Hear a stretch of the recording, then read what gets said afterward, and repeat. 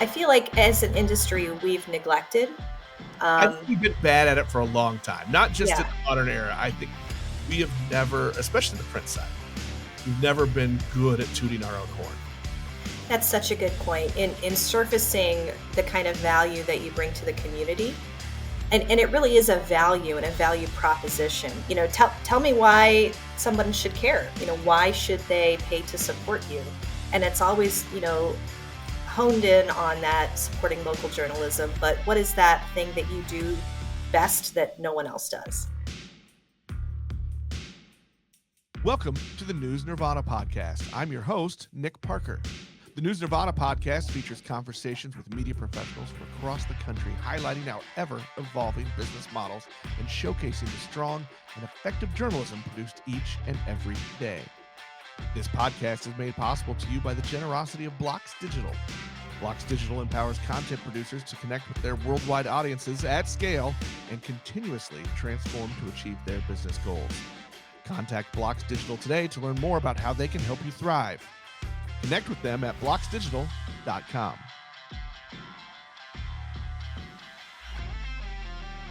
Hello and welcome back to the News Nirvana podcast. I'm your host, Nick Parker. We got today, I like this, I always like return guests. Bridget Sibthorp-Moeker, Director of Audience at BLOX Digital. Welcome back. Thank you. And what a good job with my name. Excellent work. I practiced for 30 seconds. I like return guests because I like to start a little competition, actually. I like to Oh, other return guests and then see, who can get back on to, see what they will bribe me with, because I do play favorites. oh, okay. That's how we're doing it. Okay. That Because, sounds good. look, competition makes everything better. I agree. I agree.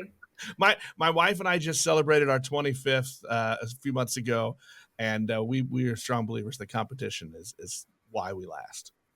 Well, I like to help us, subscription platforms make money. I think that's a competition too. So let's do it.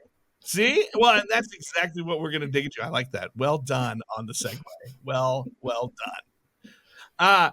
We're going to talk about gift subscriptions today, which is new, but not really. It's kind of a return to the old way of thinking. And I think there's going to be a theme with all of our talk about subscriptions that we just have to kind of always be adapting a little bit and working.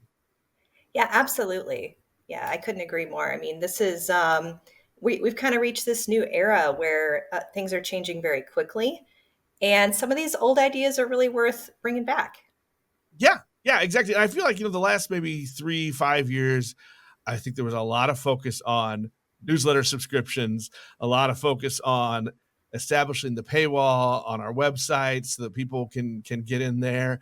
And it's probably an ugly word. I shouldn't say plateau, but we have attained who we can attain through those. And then how do you keep adding new or re-engaging ones that have fallen off? And this is one of those ways.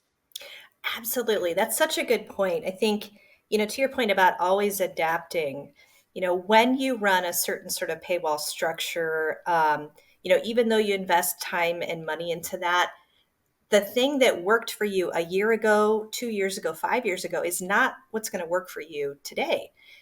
And a lot of that is because you have worked through those potential subscribers.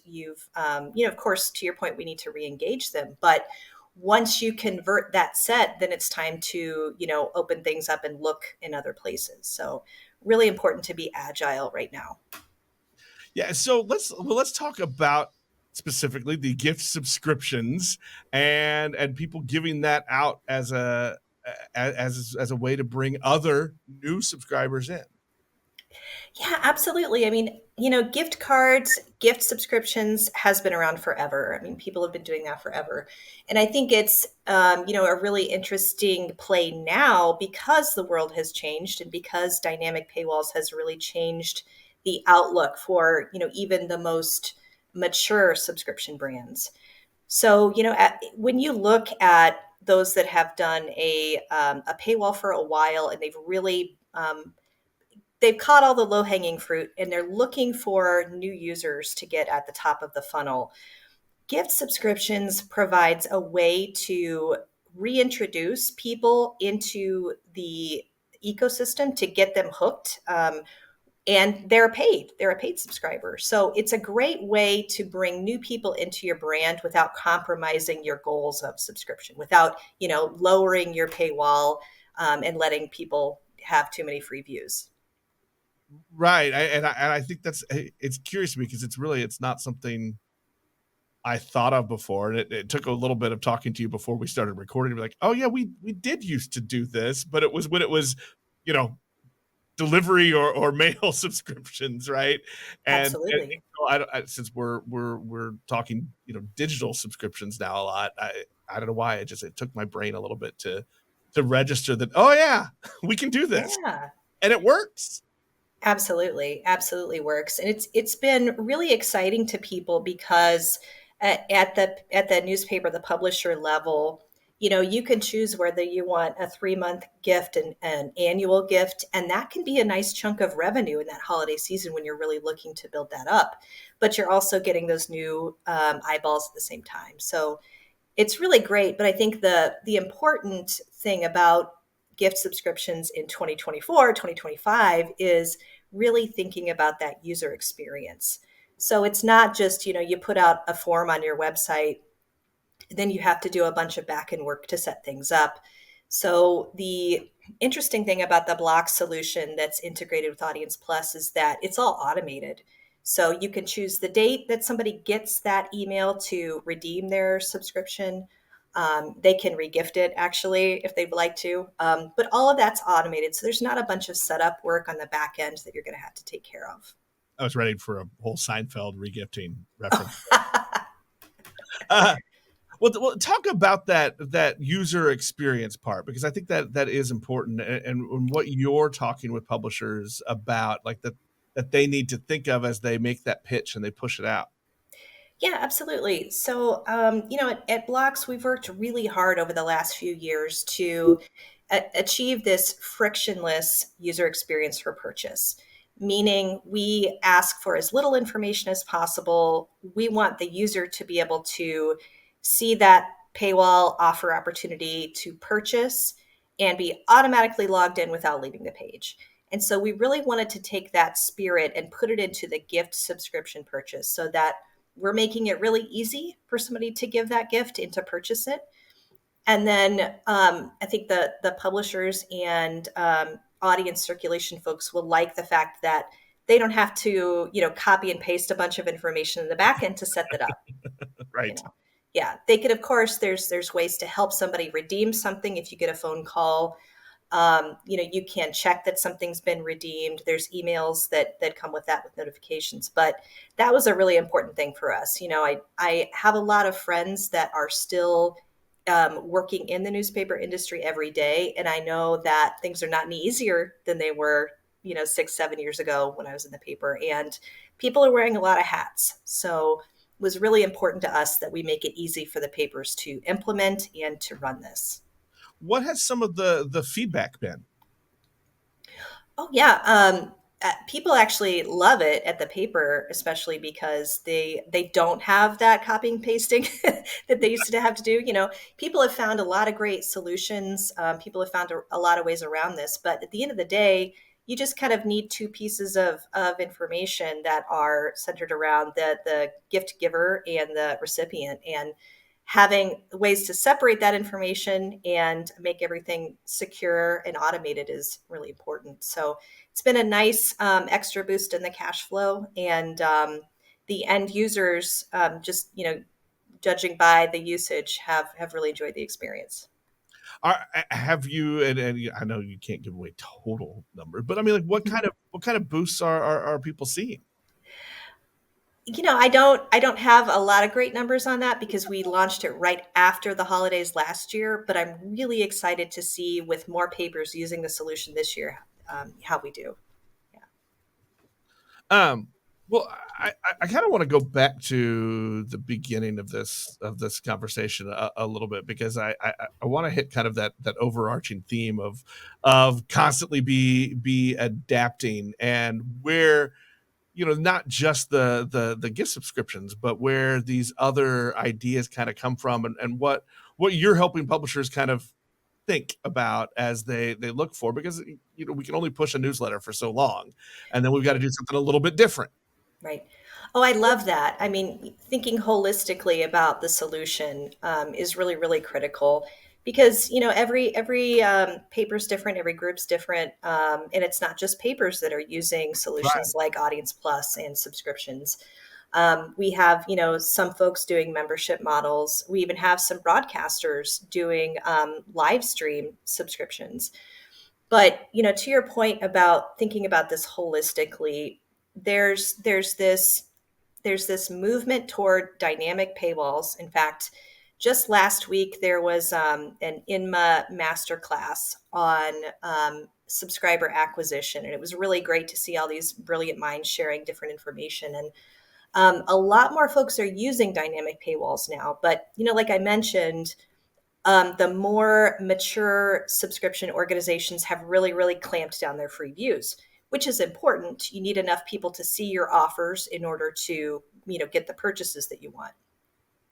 But the flip side to that is that if you have a very, very tight paywall by whatever means, whether it's premium content or dynamic or whatever, then you have a smaller top of the funnel. If you aren't getting a ton of people in there to sample, then you have to spend a lot more time and effort on, outbound marketing, on content marketing, things like that. So things like gift subscriptions and even article gifting are really important in fresh ways to bring new eyeballs in without, again, without sacrificing your goals. So although we've been talking about gift subscriptions, we also have an article gifting, like you've probably seen on New York Times, Washington Yeah. Post. Yeah, and it's a really great way for existing subscribers to get to share an article, without the paywall to end users and allow them to read that content. The News Nirvana podcast is made possible by the generosity of BLOX Digital. BLOX Digital empowers content producers to connect with their worldwide audiences at scale and continuously transform to achieve their business goals. Contact BLOX Digital today to learn more about how they can help you thrive. Connect with them at bloxdigital.com. And I think, the bulk of my experience has been on the editorial side of things, on the content side of things. And from that perspective too, I think the importance not just of adding more subscribers, more revenue, which we all always want more revenue. Sure do.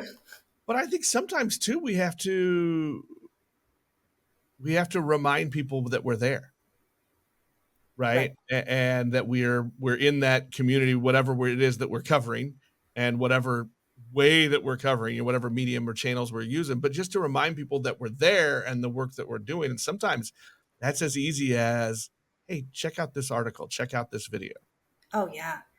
That's such a good point. I mean, getting those things word of mouth, sort of sharing, and brand marketing is something Yes. that I feel like as an industry we've neglected. I think Um, we've been bad at it for a long time, not just in yeah, the modern era. I think we have never, especially the print side, we've never been good at tooting our own horn. that's such a good point in surfacing the kind of value that you bring to the community. And it really is a value and a value proposition. That's something that we talk about, with folks when they launch Audience Plus or a paywall with us is, tell me why someone should care. Why should they pay to support you? And it's always, honed in on that supporting local journalism. But what is that thing that you do best that no one else does? I think it's really critical. Yeah, And, what does that mean, right? Like, we can say local journalism, and to us in our snobby way, it does mean a lot. But what does that mean to our actual audience? absolutely, absolutely. And I would say that in particular, Lee has done a really great job with brand market in the last couple of years. They had a really nice campaign that focused on local imagery and local stories, and it's been really kind of a showstopper for them, and I think brought a lot more eyeballs to the fact that they're doing that work, especially in a time where, like I said, I don't want to be shy away from the fact that times are tough and that everybody's doing more with less, and that's the reality. And I really, I think we should celebrate the hard work that these folks are doing in the trenches every day, working in the newsrooms. Yeah, yeah, agreed. And I think to flip it back to that revenue side of things, though, too, like the new thing on the audience that we were bad at before was that realizing that the audience can be part of the revenue. Absolutely. We didn't really monetize audience in the past, at least not to the level that we need to now. Yeah, you're absolutely right. I mean, for years, advertising was paying the bills, and where, we've really seen that shift in the last couple of years. And we've seen, in addition to, audience versus, or I'm sorry, advertising versus audience revenue, we've also seen the shift from, these big institutions and businesses funding with it to, singular, Mm-hmm. people funding it. And that's even happened, simultaneously with a print versus digital shift. And so what we're seeing now with all of these circular changes is that now it's individual subscribers that are really funding a lot of the biggest papers now. And so that's a um, really exciting point to see when that's changed, when that's shifted, because I think that you're going to see papers continue to work toward and cater toward the individual user and their needs. Yeah, and I think to your point too, we're back to that branding, right? I mean, that's the important part of it. If we are going to rely more on the audience revenue, and we need them in the fold, we have to tell our stories, and we have to show our value. Absolutely. Absolutely. So there was Post and Courier. They just do an amazing job of everything. But I don't know if they still have this, but they used to have a really great line on their subscribe page that was, we know this area better than anybody else. And it was very specific with their, city, county. And I think they had a lot of information on their page that really spoke to that. And I wish everybody was that outward and forward about here is what we bring and here's what we're committed to bringing to you. Yeah, yeah. Put it out there and then follow up on it. Right. Right. Right. Absolutely. Keep reminding them that you hit that target Yes. every single time. Yes. Well, tell me, I guess a little bit about people that are new to this, people that have maybe they've just done their paywall and they kind of that's where they stopped and that was new to them and it was Sure. how are you approaching news organizations to think about these other ways and to be ready to adapt so that when not only adopt what we're talking, what we started talking about here, which was the gift things, but being ready to adapt and adopt the next thing. Oh, absolutely. That's such a good point. One of the benefits I think of working at BLOX is, just with the Audience Plus paywall audience solution, we have over 400 sites using that and hundreds more on our legacy, simple paywall solution. And one of the benefits is having the really expansive view. There are very small community sites. There are very large metros. There are groups that are managed centrally. There are, single sites that are family owned. And so it is such a spectrum of experience and of maturity. Maturity meaning like how long your paywall has been around and how much the site has invested in maintaining it and keeping up with technology and changes. And one of the things that I really love about working at BLOX is I can see the performance at a macro level.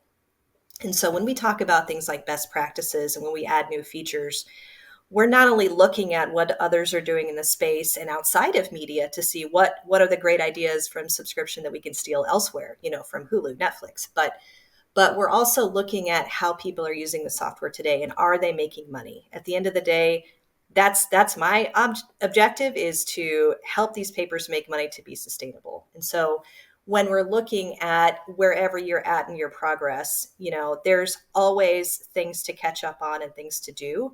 But also, I think even if you are just starting out, something like gift subscriptions is kind of an easy win. There's a little setup and configuration, but it's something that you can add and that you don't necessarily have to do a whole lot of maintenance on, unless you want to change something next year. So there's a lot of things about a paywall that you really have to pay attention and work toward. This one, kind of feels like an easy one. Well, sometimes just those easy ones, right? That low hanging fruit. That's what you need. Yeah. Just something simple to really kind of get things going. I like that you brought up looking at what outside too, outside of not only our organization but even sometimes our industry. Always be ready. My favorite thing in the world is R&D, rob and duplicate. Like we don't have to reinvent the wheel, right? We can take what other Absolutely. people are doing, and if there's a success story, over there, why not grab it and alter it to fit what you're doing and go from there? And you're going to spend a ton less hours of 100%. stress. Yeah, I completely agree with that. I mean, I think that's the important thing about working in the media industry right now is like as a, if you're just considering newspapers, we've been doing subscriptions for hundreds of years Right. in many, many, places. So that's something that we know really well. We've also been doing single copy for hundreds of years. And so, it seems like the, pay per article or micropay would make a good solution. But I think the important thing, to really focus on is that wide holistic view of knowing your audience and knowing how you can monetize with your situation right now, how you can show that value to them and really meet them where they are. Yeah, and I think the add on to that, and I don't know, I might be thinking wrong here, but the add on to that is not only know the audience and meet them where they are, but let them know you. Right? Absolutely. Like they have to know us again. They have and to trust us again. They have to know us, right? And I hate that we have to fight that narrative all the time of trust with media, but I think at a certain point they didn't know who we were anymore.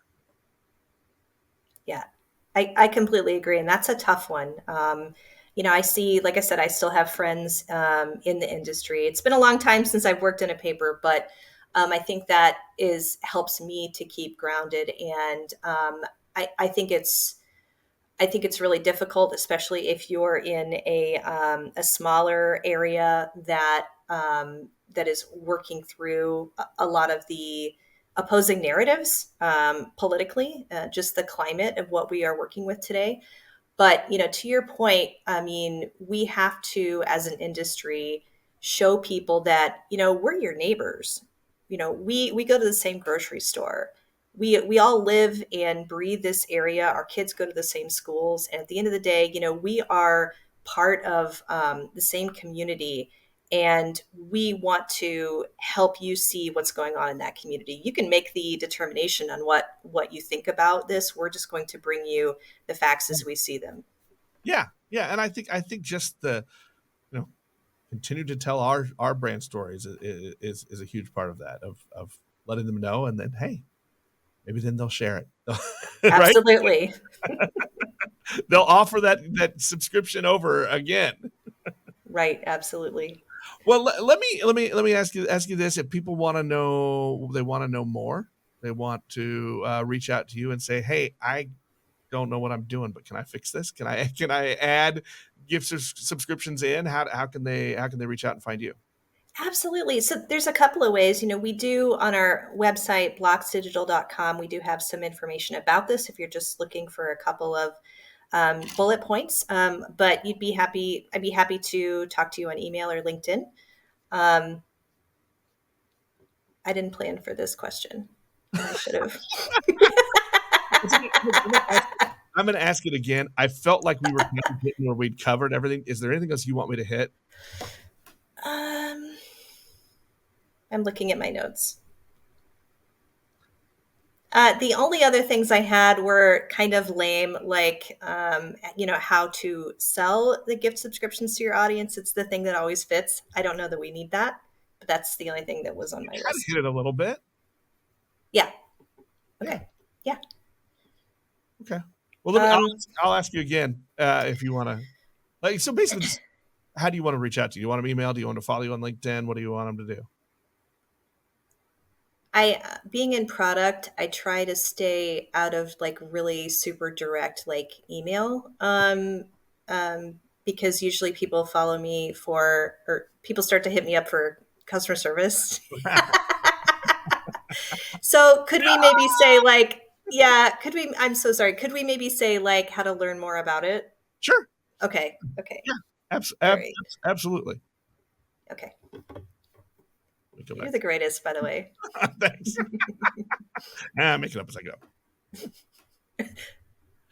Well, let me ask you this as we start to wind out. If people want to know more, if they want to kind of dig in a little bit more, because I feel like this was good, but I think there's a lot more we could go into. We could do 2 hours, but then I get in trouble for talking too much.